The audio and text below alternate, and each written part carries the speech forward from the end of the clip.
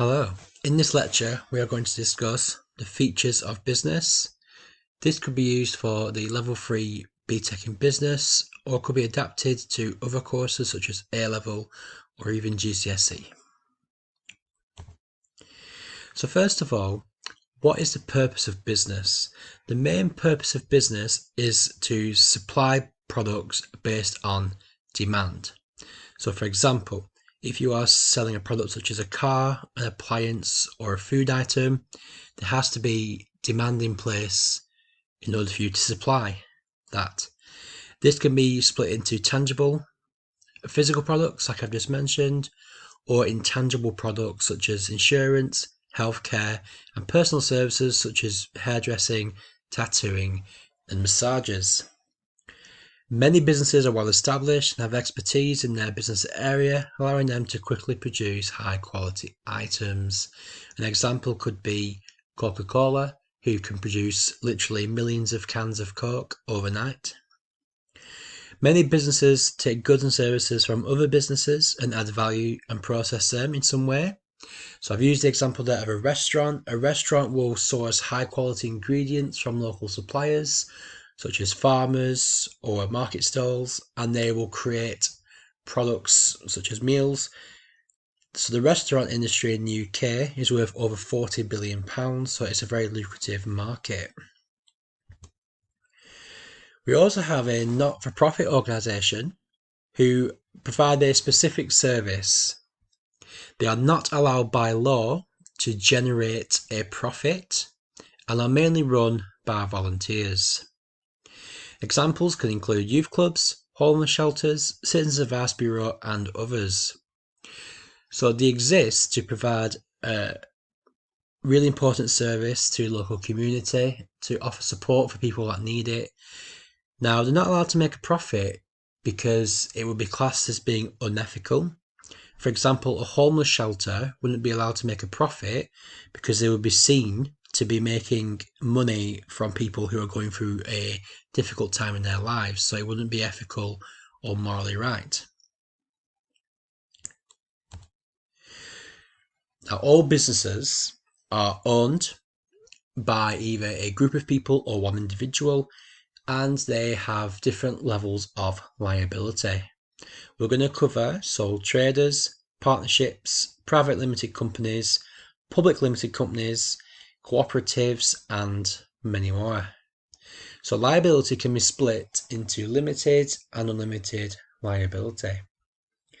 So unlimited liability is where the business and the owner of the business are classed as the same legal entity, which means if the business goes under, all the debts that are owed by the business, the owner is responsible for those debts. So they will come for the owner of the business and seize property such as cars, houses, etc. to pay off the debts of the business. Whereas limited liability is where the business and the owners of the business are separated by law, which means if that business does go under, debt collectors cannot seek money from a business owner. They can only liquidate assets from within a business, which means that the owner of the business has legal protection and that their personal assets, such as cars, houses, etc., are protected and cannot be seized unless there is evidence of illegal activity, such as money laundering. So a sole trader are small businesses that are owned and controlled by one individual. The owner is responsible for all costs involved and receive all of the profits earned. These are often high-skilled workers such as builders, carpenters, tattooists, hairdressers, etc. But unfortunately, they do have unlimited liability. So as I mentioned previously, if that business, for example, a building company, goes under for whatever reason, then the major disadvantage of being a sole trader there is that that builder will be responsible for all of the debts of the business. So the benefits of being a sole trader are that the business owner keeps all profit that is earned by the business, As a sole trader, you are your own boss, so you get to dictate your own working hours and your working conditions. And often it's people that are passionate about a particular trade or industry, and they get to fulfill that dream of being their own boss and being in their own business. But there are some significant drawbacks of being a sole trader. The big one being unlimited liability, which I've already described. Also, all of the work and pressure is on the responsibility of that one individual. So the builder, for example, if they injure themselves, they won't be able to go to work, which means debts will mount up, bills won't be paid, and that's unfortunately where a lot of businesses go under because their one worker cannot work. Then we have partnerships. They are formed by two or more people, often under a deed of partnership. This explains which partner has responsibility for different areas of the business and how much capital they need to invest and what percentage of profit they are entitled to claim. However, most partnerships have unlimited liability. So if 4 people own one business within the partnership, the debt collectors, if the business goes under, will go after all 4 partners, unless there is something written in the deed of partnership which excludes them from this.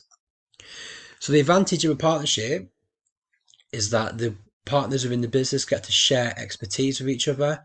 You might have a partner who's really good with finance and a partner that's really good with marketing, for example.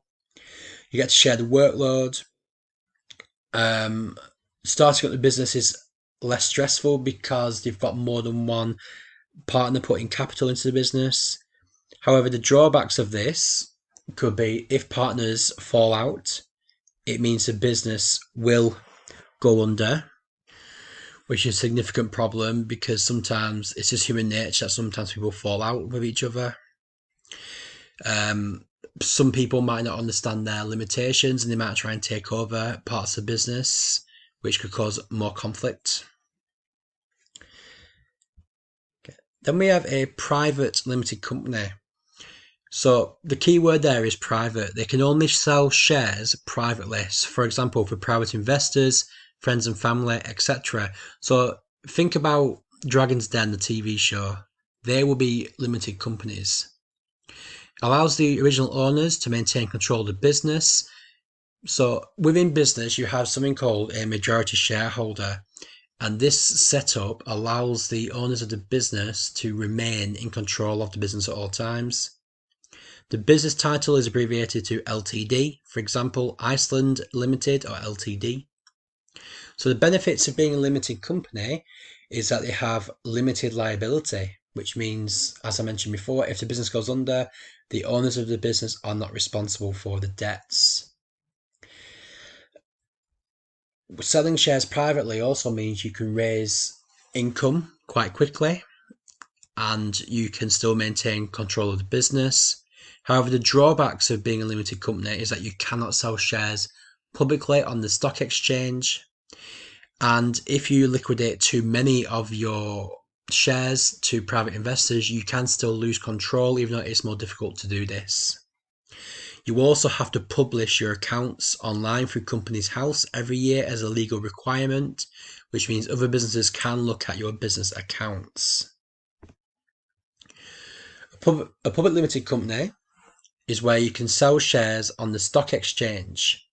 So when people talk about buying shares in businesses, this is the kind of business they are discussing. You need a minimum share capital of £50,000 to register as a PLC or a public limited company. They are often very large businesses such as Tesco, Apple, Marks and Spencer's. The board of directors are held accountable by shareholders. So everybody who buys a share in that business is called a shareholder. And they elect a board of directors to steer the business. And stakeholders meet every year in something called an AGM, which is an annual general meeting. And in that meeting, they will have a vote based on the number of shares about the direction of the business.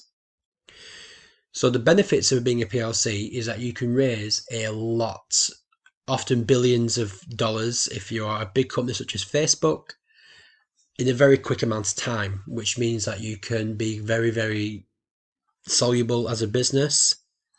Another benefit is that these businesses tend to be very large and very successful, and it boosts reputation.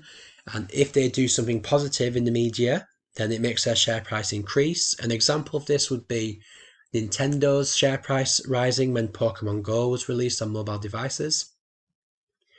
However, the drawbacks of being a PLC is that you are sacrificing ownership of your business to other people. If you liquidate too many of your shares, then you might not be the majority shareholder anymore, which means businesses can be taken over by other people. This does happen on a regular basis.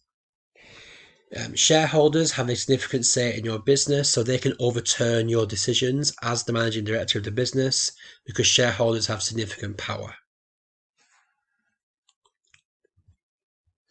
So there's just a graphic to show limited liability. So with limited liability, you are protected from the business world seeking money from things like tax, creditors, lawsuits, and bailiffs. It is literally a shield against those threats that a sole trader, for example, would have to face if they owned their own business. So moving on, we have a cooperative, which are owned and controlled by workers, often referred to as their members. So a famous example in the UK is John Lewis. So the advantage of that is that workers will put extra effort in normally to the business because they control the business and they are paid through a share scheme. So the more profit the business makes, the more money they earn.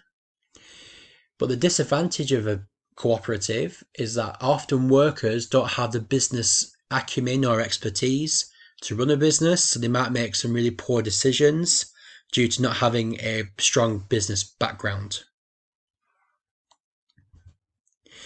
So we're going to talk about, in the next video, part 2 of this video, we're going to move on to the 4 main economic sectors. So we have the primary, secondary, tertiary, and quaternary sectors.